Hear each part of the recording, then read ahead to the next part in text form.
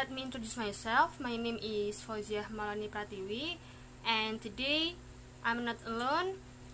Me with my friends, and today we are going to explain something about the history of Central Java Temple in Indonesia. And don't go anyway. I hope you get some knowledge from our video. So guys, before we are going to explain something about the history, some temples in Central Java, now I'm going to explain about the history of Archaeology Temple. The temple is a building which is a place of worship originating from Hindu-Buddhist civilization. The building is used as a place of worship of the gods or glorify the Buddha. However, the term temple is not only used for place of worship. Many non-religious archaeological sites from the Hindu-Buddhist era in Indonesia, both palaces, beds, and other can also be referred to as a temple. So guys, after I explained about the history of Archipelago Temple, now we would like to explain about the history of some temples in Central Java. We would like to explain 4 temples in Central Java. For the first is Mendu Temple, for the second is Borobudur Temple, for the third is Prambanan Temple, and the last is Dieng Temple. And don't go anyway, still in our video. So guys, today I'm going to explain the first temple, and the name is Mendu Temple. Mendu Temple is the Buddhist style temple in Central Java, and Mendu Temple is quite known both on national and foreign scale. The word of Mendut comes from the words Venu Vana Mandira, which mean the temple that in the middle of bamboo forest. The early history of the construction of the Mendu Temple still has several versions, and the truth is uncertain. The famous historian named J.G. de Kasparis explained that Mendut was built during the Sailendra dynasty kingdom in 824 Masehi, and that is based on the contents of Karang Tengah inscription per year 824 Masehi. In the inscription is mentioned that Raja Indra built a sacred building and named it Venuwana. Venuwana or bamboo forest is interpreted by De Kasparis as a Mendu temple. By using the assumption, the history of Mendu temple began before Borobudur temple. So it means the Mendu temple has an older age than Borobudur temple. The one of the largest and most famous temples in the world that had entered into 7 wonders of the world. So, hi, my name is Hanif Putra Rahmawan, and I will explain about history of Borobudur Temple. Borobudur was a Buddhist temple. It was built in the 9th century under Shailendra dynasty of ancient Mataram Kingdom. Borobudur is located in Magelang, Central Java, Indonesia. Borobudur was well known all over the world. Its construction is influenced by the Gupta architecture of India. The temple is construction on hill 46 meters high and consists of 8 steps like stone terrace. The first 5 terraces are square and surrounded by walls adorned with Buddhist sculpture in past relief. The upper 3 are circular. each other amidst a circle of bell-shaped stupa. My name is Nurfadila Livia Nabila, and I will continue the presentation about history of Prambanan Temple. Prambanan Temple was built in about 850 AD by the kings of the Sanjaya dynasty by Rakai Pikatan, which was later expanded by the Mahasambu Balitung during the Medang Mataram Kingdom. Prambanan Temple was built to pay homage to Trimurti, namely the three main deities in Hindu consisting of Brahma as creator god, Shiva as the god of destruction, and Vishnu as the preserving god. In Siwagra inscription describe the historical event of the war between Balaputra Dewa from Sailendra dynasty and Rakai Pikatan from Sanjaya dynasty.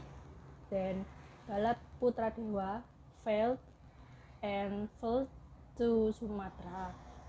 The victory of the Sanjaya dynasty was the beginning the new administration, which inaugurated with the construction of the Prambanan cluster.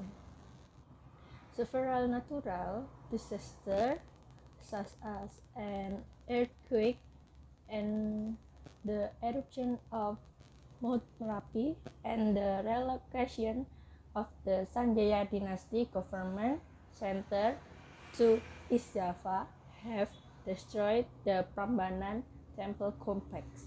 Prambanan Temple was renowned when a Dutch named C.A. Lons visited the island of Java in 1733 and report on the existence of temple ruins overgrown with scrub. Now, this temple is included in the World Heritage Site, which is protected by UNESCO. This status was granted UNESCO in 1991. Prambanan Temple is monument from the ancient Mataram Kingdom as Sailendra dynasty in the form of sculpted and adjacent temple. But when the Prambanan Temple was built, the one who built it was Rakai Pikatan, which combined the Sanjaya dynasty as Hindu religion and the Sailendra dynasty as Buddhist religion. However, Rakai Pikatan itself comes from the Sanjaya dynasty, so that Prambanan is a Hindu temple. So the last of this presentation is Diang temples, that is the Hindu temples. Diang temple is the group of 7 or maybe 8 centuries of Hindu temples. They're located in the Diang Plateau near Wonosobo, East Central Java of Indonesia. And actually, Diang temple is kind of the temples complex that has about 8 small Hindu temples, and this is the oldest surviving religious structures ever built in Java, and the earliest Hindu temples in Indonesia. These Diang temples shows many features of Indian and Hindu temples architecture. The real name of the temples, the history, and the king responsible for the construction of these temples were unknown. It is unclear when they were built and were estimated to range from mid-7th century to end of 8th century. So actually, these temple is still unknown for the history and the king who responsible to this temple and the real name or anything of this, but in the 18 and 14 these temples was rediscovered by a visiting British soldier.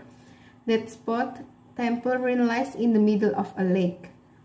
At that time, the plain surrounding Arjuna cluster was flooded with water and forming small lakes.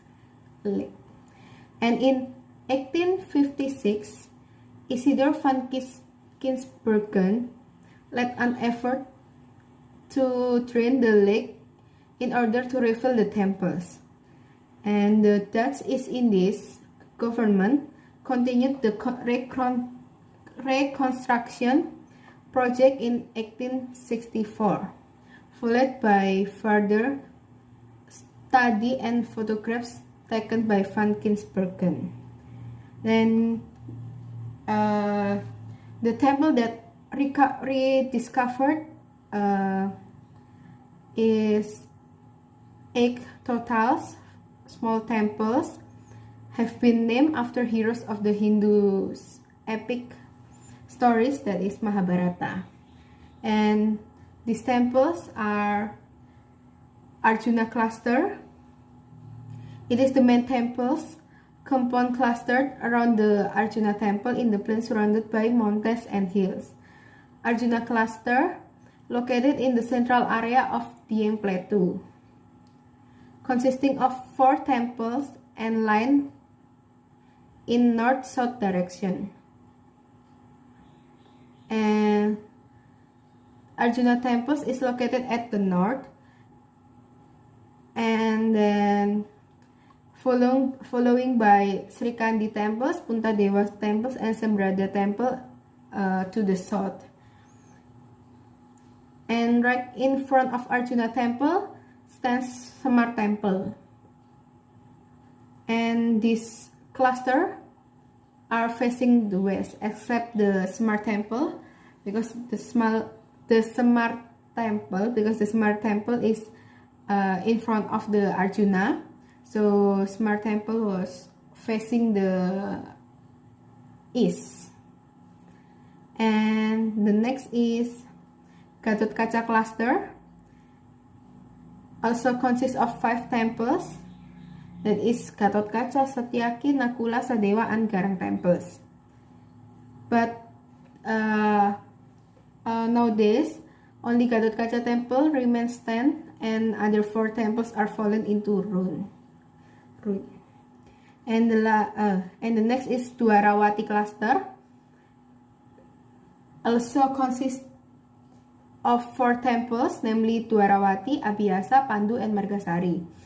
However, currently only Dwarawati that remain relatively intact, and rest are in the ruins. And the last is Bhima temple. Bhima temple is a single temple that located on the hill, separate from the rest of the complex. This temple is the largest and tallest building in the Dieng temple compound. The shape is different from the other temples in Central Java. So for this Dieng temple complex, nowadays there are 8 totals for the small temples, that are Arjuna cluster, consists of Semar, Sri Kandi, Punta Dewa, and Sembadra, and also the Arjuna itself.